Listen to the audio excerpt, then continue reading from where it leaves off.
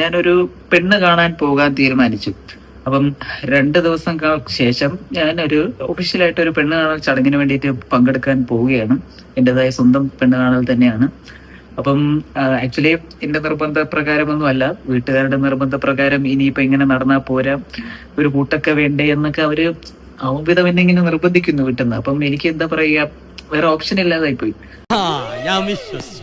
നിങ്ങൾ ഈ കൂട്ടത്തിൽ പലരും പെണ്ണ് കണ്ടിട്ട് എക്സ്പീരിയൻസ് ഉള്ളവരായിരിക്കും. അപ്പൊ അതുകൊണ്ട് എന്തൊക്കെ അവിടെ പറയണം, എന്തൊക്കെ പറയേണ്ടതെന്ന് ഞാൻ ഇപ്പം അനാവശ്യമായിട്ട് കുറച്ച് 5-6 ഡയലോഗുകളൊക്കെ ഇങ്ങനെ പ്രിപ്പയർ ചെയ്ത് വെച്ചിട്ടുണ്ട്. എന്നാലും അതായത് ജസ്റ്റ് എന്താണ് ഹോബീസ്, എന്ത് ചെയ്യുന്നു, എന്താണ് ഫ്യൂച്ചർ പ്ലാൻ, അങ്ങനത്തെ 5-6 ചോദ്യങ്ങളൊക്കെ ഇങ്ങനെ ചോദിക്കണം എന്നുള്ള മൈൻഡ് സെറ്റിൽ ഇങ്ങനെ സെറ്റ് ചെയ്ത് വെച്ചിട്ടുണ്ട്.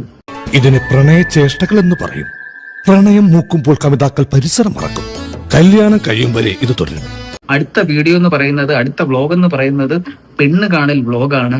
അവിടെ ചെന്ന് ഞാൻ എന്തൊക്കെ മണ്ടത്തരം കാണിക്കൂലേ എന്നുള്ളത് നിങ്ങൾ കാത്തിരുന്ന് കാണുക. Stay tuned. ഒന്നും പേടിക്കണ്ട, ഒരു കുഴപ്പമില്ല, ഞങ്ങളെല്ലാം കൂടെ ഉണ്ട്, ഫുൾ സപ്പോർട്ട്.